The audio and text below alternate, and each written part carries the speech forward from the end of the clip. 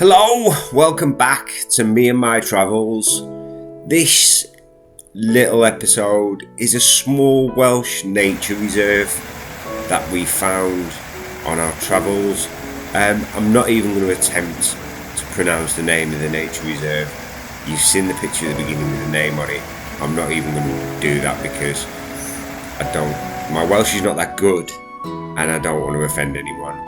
But this was a beautiful little place, a little scenic place. There's just little tiny waterfalls dotted all over the shop as you're walking through. A lovely place for dog walkers. Nice little stroll round. Take you about 15-20 minutes to go on a full circle. But it was an absolutely stunning place, so I had to show you guys. The waterfalls were just streams everywhere. It was amazing, so I'm just going to leave you in peace to enjoy the beauty that is this Welsh nature reserve.